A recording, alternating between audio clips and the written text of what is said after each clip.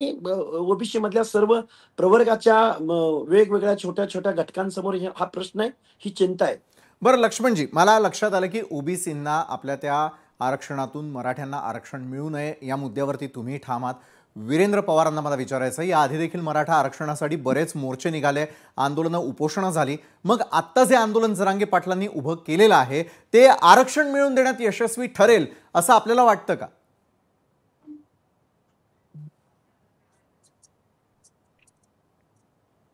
माझा आवाज येतोय आपल्यापर्यंत?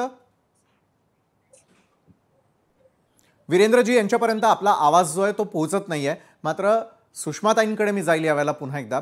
सुषमाताई, महाविकास आघाडीच्या काळामध्ये आरक्षण गेलं असं महायुती सरकार सातत्यानं म्हणताना दिसतंय, त्यांचे नेते मंडळी म्हणताना दिसतात. बरं, आता जरांगेंच्या आंदोलनाच्या भूमिकेमुळे तेच महायुती सरकार पेचात सापडलंय का? काय वाटतं, आत्ता तरी मराठा आरक्षणावरती महायुती सरकार तोडगा काढेल? महायुती सरकार म्हणजे खऱ्याचं खोटं आणि लबाडाचं तोंड मोठं आहे. मुळात महायुती सरकारने कधीही आरक्षण देण्याचा प्रयत्नच केला नाही.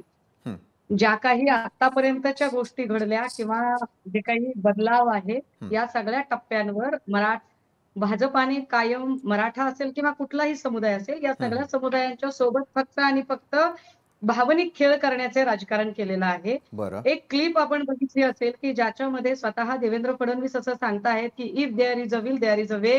इच्छा असेल तर मार्ग निघतो आणि इच्छा नाहीये असं ते सांगतात जेव्हा ते विरोधी बाकावर होते तेव्हा. आता तर ते सत्तेत आहेत आणि केंद्रात सुद्धा त्यांची सत्ता आहे. तर मग आता त्यांना काय प्रॉब्लेम आहे हा पहिला प्रश्न. दुसरं असं की माझं वारंवार असं म्हणणं आहे, मी ओबीसी आहे, लक्षात घ्या, मी ओबीसी आहे, मला माझ्या आरक्षणाची चिंता आहे.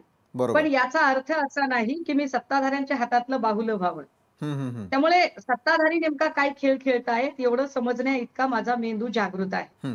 आणि तो मेंदू जागृत असल्यामुळे सत्ताधाऱ्यांचा जो खेळ आहे तो आम्हाला चांगला कळतोय. आम्हाला एवढंच म्हणायचंय की एकनाथ शिंदे आणि देवेंद्र फडणवीस या दोघांचं जे शीतयुद्ध चालू आहे त्या शीतयुद्धामध्ये सर्वसामान्य मराठ्यांचं नुकसान होऊ नये, तसं ते ओबीसींचे नुकसान होऊ नये. कारण सध्या एकनाथ शिंदे वाशीच्या सभेमध्ये ज्या एकनाथ शिंदेंनी म्हटलं होतं की छत्रपतींच्या पायाची शपथ घेऊन मी सांगतो की मी तुम्हाला आरक्षण देणार आहे. आता फडणवीसांची अडचण अशी आहे की फडणवीसांनी जर ते आरक्षण समजा मान्य केलं तर त्याचं कदाचित क्रेडिट शिंदेंना जाईल का, अशी जी भीती फडणवीस आणि फडणवीस समर्थकांच्या मनामध्ये आहे. आणि ज्या पद्धतीने फडणवीसांचे एकाच वेळेला म्हणजे किती पेड वर्करने काम करावं, इतके पेड वर्कर पुढे आले की पक्षाचे आणि पक्षाच्या बाहेरचे, आणि ते सगळे सांगायला लागले की तुम्ही देवेंद्रजींबद्दल वाईट कसं काय बोलताय. एक समजून घ्या की कदाचित मनोज जरांगे हा माणूस कमी शिकलेला असेल, गडी रांगडा आहे, कदाचित त्यांना ते मांडणी करताना त्यांचे शब्द इकडे तिकडे झाले असतील, पण तो त्यांच्या मुद्द्याशी प्रामाणिक आहे. जरांगेंची अडचण ही आहे की मुख्यमंत्री पदावर फडणवीस बसलेले आहेत, त्यामुळे फडणवीसांना संबोधन करत त्यांना बोलावं लागत आहे. कदाचित मुख्यमंत्री पदावर शिंदे बसले असते किंवा अजितदादा बसले असते तर त्यांनी शिंदे किंवा अजितदादांना संबोधन करत आपलं म्हणणं मांडलं असतं. परंतु जर मुख्यमंत्री पदावर भाजपाचे फडणवीस बसलेले आहेत आणि सध्या भाजपाकडे 2/3 मेजॉरिटी आहे, आपण जे वारंवार म्हणतोय की 50% जास्तची मर्यादा जाऊ शकत नाही, हा इंदिरा साहनींचा खटला आणि त्यानंतर त्यांनी दिलेलं जे काही जजमेंट आहे ते जजमेंट 9व्या परिशिष्टात टाकणे, ते 9व्या परिशिष्टातनं जर बाहेर काढायचं असेल तर जर सुप्रीम कोर्टाला समकक्ष कुणाची ताकद असेल तर ती संसदेची आहे. आणि आज घडीला संसदेत 2/3 मेजॉरिटी किंवा मेजॉरिटीचं जे सरकार आहे ते सध्या नाही म्हटलं तरी भाजपाचं आहे. त्यामुळे भाजपाने त्यावर निर्णय घ्यावा. पण भाजपाला जाणीवपूर्वक ओबीसी आणि मराठ्यांमध्ये भांडणं लावायची आहेत आणि भांडण लावण्यासाठीच भाजपा हा सगळा खेळ खेळत आहे, हा आमचा स्पष्ट आरोप आहे.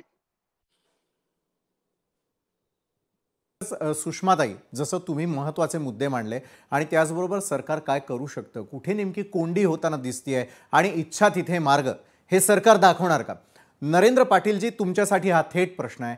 सरकारनं ज्याप्रमाणे आता आंदोलनाची 1 दिवसाची परवानगी दिली आहे, पोलीसही तेच सांगताना दिसतात, त्याचप्रमाणे आरक्षणही देऊन टाकलं जाणार असं वाटतं का? महायुती सरकार या संदर्भामध्ये आता काय प्लॅनिंग करताना दिसतंय? प्रत्येकाला उत्तर हवंय, आरक्षण कधी आणि केव्हा? नरेंद्रजी.